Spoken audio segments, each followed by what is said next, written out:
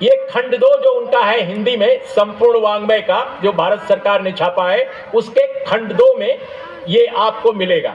और वो जो कुछ बातें हैं वो मैं आपके सामने रखना चाहता हूं। पहली बात जो उन्होंने कहा था कि राज्य यानी इंडियन स्टेट किसी भी धर्म को अपने राज धर्म के रूप में मान्यता नहीं देगा। आपने सुना क्या कहा था बाबा साहब ने? सभी प्रमुख इंडस्ट्रीज पब्लिक सेक्टर में होंगी, सरकारी क्षेत्र में होंगी। ये बाबा साहब के अपने ड्राफ्ट में ये बाकायदा दर्ज है। इसके अलावा जो प्रमुख उद्योग नहीं है किंतु बुनियादी हैं, जो प्रमुख यानी बड़े उद्योग नहीं है लेकिन जो बुनियादी हैं, वे राज्य या उसके द्वारा स्थापित निगमों के तहत चलेंगी। एक बहुत महत्वपूर्ण भाषण दिया था जवाहरलाल नेहरू ने, नियति के साथ संवाद, यही था ना नाम, नियति के साथ संवाद। हमारे देश के हुई है, जिस तरीके से हमारे सामने बात हुई है, जब भी किसी दलित नेता की आप बात करो, किसी आदिवासी ने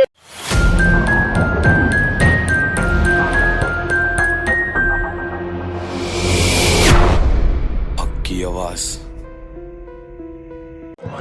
आज संविधान दिवस है, यानी आज 26 नवंबर है और संविधान दिवस के अवसर पर कोसानगर भिलाई में बौद्ध कल्याण समिति के द्वारा एक मेला का आयोजन किया गया है, जय भीम मेला का आयोजन किया गया है। जैसा कि आप मेरे पीछे देख सकते हैं कि हज़ारों की तादाद में यहाँ पर लोग मौजूद हैं, रंगारंग यहाँ पर कार्यक्रम हो रहे हैं और डॉक्टर भीमराव अंबेडकर को सम्मान दिया जा रहा है। यहाँ पर उन्होंने अपने कुछ मित्रों को और कांग्रेस के जो तरक्की पसंद लोग थे उनके बीच में सर्कुलेट किया, और वो जो सर्कुलेट किया ड्राफ्ट, वो उनके वॉल्यूम जो खंड ये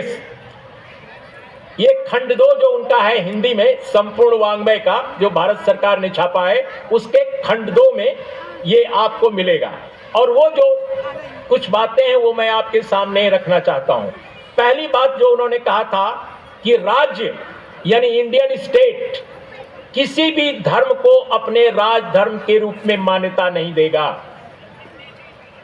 यानी इंडियन स्टेट किसी भी धर्म को राज धर्म के रूप में मान्यता नहीं देगा। ये पृष्ठ 164 खंड 2 संपूर्ण वाङ्मय में दर्ज है। दूसरी बात जो बहुत महत्वपूर्ण थी कि भारत जब आजाद होगा, जब अपना समाज होगा, अपना राष्ट्र होगा और उसको संचालित करने की शक्तियां जब अपने लोगों के हाथ में होंगी, तो जितनी इंडस्ट्रीज होंगी बड़ी, जितनी प्रमुख इंडस्ट्रीज होंगी, वो सभी सरकारी क्षेत्र में होंगी। आपने सुना क्या कहा था बाबा साहब ने? सभी प्रमुख इंडस्ट्रीज पब्लिक सेक्टर में होंगी, सरकारी क्षेत्र में होंगी। ये बाबा साहब के अपने ड्राफ्ट में ये बाकायदा दर्ज है। इसके अलावा जो प्रमुख उद्योग नहीं है किंतु बुनियादी हैं, जो प्रमुख यानी बड़े उद्योग नहीं है लेकिन जो बुनियादी हैं, वे राज्य या उसके द्वारा स्थापित निगमों के तहत चलेंगी। निगमों मतलब कारपोरेशन। तीसरी बात जो बाबा साहब ने कही थी, कृषि जो है वो राज्य उद्योग होगा। कृषि जो है राज्य उद्योग होगा। राज्य मतलब देश, यहां राज्य का मतलब है इंडियन स्टेट। पांचवी बात क्या कही थी? राज्य जो है इंडियन स्टेट अर्जित भूमि को मानक आकार के फार्मों में विभाजित करेगा और उन्हें गांव के निवासियों को पट्टेदारों के रूप में कुटुंबों के समूह से निर्मित आगे दी गई शर्तों पर खेती के लिए देगा। इसके अलावा बहुत महत्वपूर्ण बात जो इस पूरे के पूरे वैकल्पिक एक ड्राफ्ट में है संविधान के, कि फार्म पर खेती बाड़ी सामूहिक फार्म के रूप में होगी। खेती बाड़ी सरकार द्वारा जारी नियमों और निर्देशों के मुताबिक होगी। खेती में भूमि जो है वो गांव के लोगों को जाति या पंथ के भेदभाव के बिना पट्टे पर दी जाएगी। इस प्रकार कि न कोई जमींदार रहे न कोई पट्टेदार रहे, कोई भूमिहीन नहीं रहे। ये बात बाबा साहब ने उस वक्त कही थी। दोस्तों, एक बहुत महत्वपूर्ण भाषण दिया था जवाहरलाल नेहरू ने, नियति के साथ संवाद, यही था ना नाम, नियति के साथ संवाद। हमारे देश के जितने जोशी का जो माहौल यहाँ पे बना है उसी को कंटिन्यू करने के लिए आज मोहब्बत की कीमत हम जानते हैं, न्याय की कीमत हम जानते हैं, भाईचारे और बंधुत्व की कीमत। इसलिए मैं चेतावनी देना चाहता हूँ इस मंच से कि वो लोग जो न्याय को आंख दिखाएंगे, वो लोग जो बंधुत्व को आंख दिखाएंगे, वो लोग जो बराबरी को आंख दिखाएंगे, उनको हमारे शांतिपूर्ण प्रतिरोध से टकराना होगा।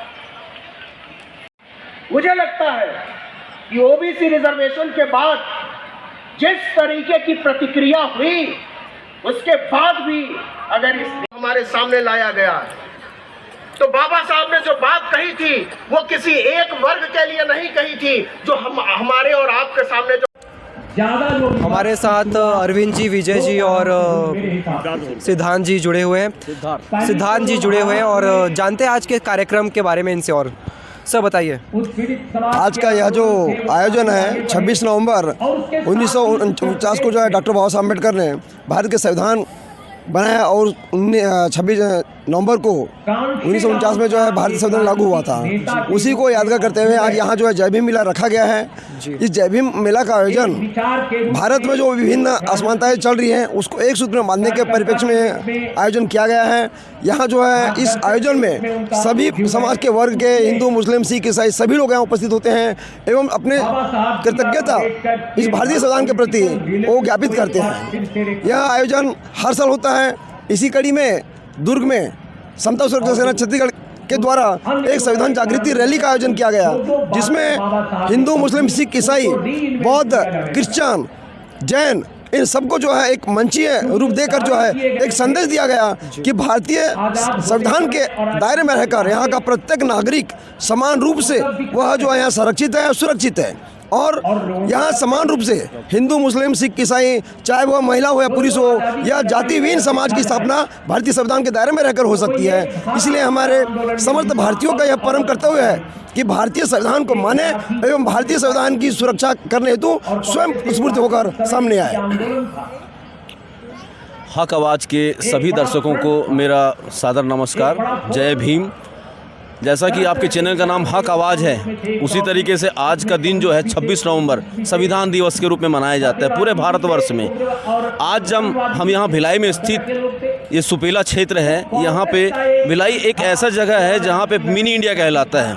स्टील प्लांट में पूरे भारत के लोग आके बसे हुए हैं और हमारा ये जो प्रोग्राम हो रहा है जय भीम मेला, ये पिछले 34-35 सालों से चला आ रहा है। यहाँ पे सभी धर्मों के लोग बराबर शरीक होते हैं और भारतीय संविधान के बारे में यहाँ पे पुस्तकों का मेला लगता है। मतलब इतनी अच्छी चीज़ें यहाँ पे व्यवस्थित रूप से की गई हैं। आप सभी को पुनः एक बार और संविधान दिवस की हार्दिक मंगल कामनाएं।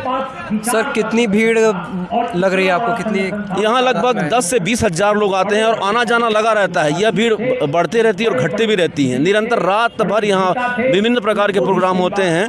यहाँ कव्वालियाँ होती हैं। ये पूरे दुर्ग शहर, भिलाई, पूरे राज्य से लोग यहाँ आते हैं। राज्य स्तरीय मेला ही है। सर आप बताइए। ये संविधान दिवस से प्रथम जब मध्य प्रदेश और छत्तीसगढ़ शासन के पहले प्रथम वर्ष जय भीम मेला का कार्यक्रम कोषानगर में मनाया गया है और ये 34 साल से मनाया जा रहा है। ऐसा भव्य आयोजन कभी पहले हुआ नहीं था और यहाँ करीब करीब लाखों लोग पहले आते थे। अभी हर जगह के संविधान दिवस मनाया जा रहा है, इसलिए आज भी भव्य कार्यक्रम इस कोषानगर बुद्धभूमि में मनाया जा रहा है। सर मुख्य अतिथि कौन कौन है आज के मुख्य अतिथि उर्मिलेश पत्रकार नई दिल्ली और नवीन कुमार जी नई दिल्ली से आए हुए हैं। जी। तो आपने सुना विजय जी को, सिद्धार्थ जी को और अरविंद जी को। ऐसे ही तमाम खबरों के लिए जुड़े रहिए हमारे साथ। हक की आवाज़ से मैं यश राज यादव। धन्यवाद। हक की आवाज़।